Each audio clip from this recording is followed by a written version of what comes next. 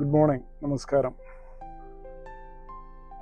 No your medications, understand your treatment. നിങ്ങളുടെ മരുന്നുകളെ അറിയുക, നിങ്ങളുടെ ചികിത്സയെ മനസ്സിലാക്കി അവ കൃത്യമായി ഫോളോ ചെയ്യുക. ദ്രവരൂപത്തിലുള്ള മരുന്നുകൾ, കുപ്പിമരുന്നുകൾ, ലോഷൻസ്, ഐ ഡ്രോപ്സ്, ഇങ്ങനെയുള്ള മരുന്നുകളുടെ ബോട്ടിലിൻ്റെ പുറത്ത്, പാക്കേജിൻ്റെ പുറത്ത് ഷെയ്ക്ക് വെൽ ബിഫോർ യൂസ് എന്നൊരു ഇൻസ്ട്രക്ഷൻ അല്ലെങ്കിൽ ഒരു ലേബിൾ നിങ്ങൾ കണ്ടിട്ടുണ്ടാവും. അത് കാണുമ്പോൾ നിസ്സാരമെന്ന് തോന്നുമെങ്കിലും മരുന്നിൻ്റെ ഡോസിനെ നിർണ്ണയിക്കുന്ന, ചികിത്സയുടെ റിസൾട്ടിനെ, ഫലത്തെ നിർണ്ണയിക്കുന്ന ഒരു പ്രധാനപ്പെട്ട നിർദ്ദേശം തന്നെയാണ്. ഇത്തരം ഫോർമുലേഷൻസ് എപ്പോഴും കൃത്യമായിട്ടും ഒരു ക്ലിയർ സൊല്യൂഷൻ തന്നെ ആയിരിക്കണമെന്നില്ല.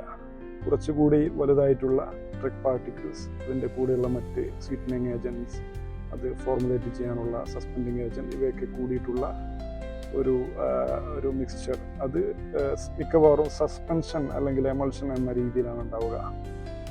അതായത് അവ സ്റ്റോർ ചെയ്യുന്ന സമയത്ത്, ഫോർ എക്സാമ്പിൾ ഇതൊരു സസ്പെൻഷനാണ്, കാണാവുന്നതാണ്. ഇതിൻ്റെ താഴെ ഡ്രഗ് പാർട്ടിക്കിൾസ് ഇത് സ്റ്റോർ ചെയ്യുന്ന സമയത്ത് സെറ്റിലായിട്ട് കാണാം നിങ്ങൾക്ക്. ഇത്തരം ഒരു ഫോർമുലേഷൻ അത് വെക്കും തോറും, സ്റ്റോർ ചെയ്യുന്ന സമയത്ത് അതിൻ്റെ ഡ്രഗ് പാർട്ടിക്കിൾസ് താഴേക്ക് സെറ്റിലായിട്ട് വരും.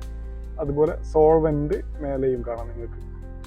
ഞാൻ കുറച്ച് മുമ്പ് ഷെയ്ക്ക് ചെയ്തുകൊണ്ടാണ് കുറച്ചുകൂടി വെക്കും തോറും ഒരു 2 days അല്ലെ 1 day ഒക്കെ വെച്ച് കഴിഞ്ഞാൽ നല്ല രീതിയിൽ താഴെ ഡ്രഗ് പാർട്ടിക്കിൾസ് സെറ്റിലായിട്ടുണ്ടാവും. അപ്പോൾ ഇത്തരം ഒരു ഫോർമുലേഷനിൽ നിന്ന് നമ്മൾ ഷെയ്ക്ക് ചെയ്യാതെ നമ്മൾ ഡോസ് എടുക്കുകയാണെങ്കിൽ, ഫോർ എക്സാമ്പിൾ നമ്മുടെ ഡോസ് 100 mg in 5 ml ആണെങ്കിൽ, ഒരു 5 ml ഡോസ് നമ്മൾ എടുക്കുകയാണെങ്കിൽ അത് മുകളിൽ നിന്ന് എടുക്കുമ്പോൾ, ഷെയ്ക്ക് ചെയ്യാതെ എടുക്കുമ്പോൾ അതിൽ കൃത്യമായിട്ട് 100 mg ഉണ്ടാവണമെന്നില്ല. അത് ചിലപ്പോൾ 70 80, അപ്പോൾ നല്ലോണം സെറ്റിലായിട്ടുണ്ടെങ്കിൽ ചിലപ്പോൾ അതിൽ 50 ഒക്കെ ഉണ്ടാവുകയുള്ളൂ. അതുപോലെ താഴേക്ക് പോകും തോറും ആ ഒരു ഡ്രഗിൻ്റെ അളവ് കൂടി വരികയും ചെയ്യും 5 ml അടങ്ങിയിരിക്കുന്നത്. അപ്പോൾ എപ്പോഴും അത് യൂണിഫോം ആയിട്ട് നിന്ന് കഴിഞ്ഞാലാണ് കൃത്യമായിട്ട് നമ്മുടെ ഡോസ് 5 ml 100 mg ഉണ്ടാവുന്നത്.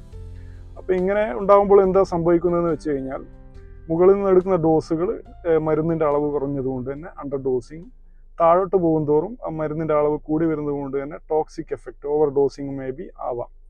അത് നമ്മൾ പൂർണ്ണമായി മരുന്ന് ഉപയോഗിക്കാതെ ഒരു 3-5 days എടുത്ത് നിർത്തുന്നതാണെങ്കിൽ, മുകളിൽ നിന്ന് മാത്രമാണ് മരുന്ന് ഉപയോഗിച്ചതെങ്കിൽ നമുക്ക് ആവശ്യത്തിന്, ഇപ്പോൾ ആൻറ്റിബയോട്ടിക് ആണെങ്കിൽ കിട്ടിയിട്ടുണ്ടാവില്ല.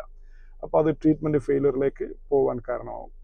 അതുപോലെ ഇഫ് ഇറ്റ് ഈസ് ഒരു സീഷറിനുള്ള മെഡിക്കേഷൻ ആണെങ്കിൽ, മേലെ നിന്ന് ആവശ്യത്തിന് ഡോസ് കിട്ടുന്നില്ലെങ്കിൽ എന്താ സംഭവിക്കുക എന്ന് വെച്ച് കഴിഞ്ഞാൽ ട്രീറ്റ്മെൻറ്റ് ഫെയിലിയർ, അതായത് സീഷറിൻ്റെ എപ്പിസോഡ് ഉണ്ടാവും. അതുപോലെ അത് ലോങ് ആയിട്ട് ഉപയോഗിക്കുന്ന ഒരു മെഡിക്കേഷൻ ആണെങ്കിൽ താഴോട്ട് പോകും തോറും കോൺസെൻട്രേഷൻ കൂടി വരുന്നതുകൊണ്ട് ചെറിയ കുട്ടികളൊക്കെ ആണെങ്കിൽ താഴെ നിന്ന് എടുക്കുന്ന ഡോസൊക്കെ ടോക്സിക് ആയിട്ടുള്ള ഡോസായിരിക്കും, വളരെ കൂടുതലായിരിക്കും. അതായത് ഇപ്പോൾ ഒരു 5 ml 100 mg വേണ്ട കേസ് ആണെങ്കിൽ ചിലപ്പോൾ അത് 200 ഒക്കെ ഉണ്ടാവും താഴെ നിന്ന് എടുക്കുന്ന ഡോസിൽ. അപ്പോൾ അത്തരം ടോക്സിക് എഫക്റ്റ് ലോകത്തിൻ്റെ പല ഭാഗത്തും റിപ്പോർട്ട് ചെയ്തതായി, അതായത് ഷെയ്ക്ക് ചെയ്യാതെ സ്ഥിരമായിട്ട് ഉപയോഗിച്ചിട്ടുണ്ടായിട്ടുള്ള ടോക്സിക് എഫക്റ്റ് അല്ലെ ട്രീറ്റ്മെൻറ്റ് ഫെയിലിയർ പല മെഡിസിനുമായി ബന്ധപ്പെട്ട ജേണലുകളിൽ ഓൾറെഡി റിപ്പോർട്ട് ചെയ്തിട്ടുണ്ട്.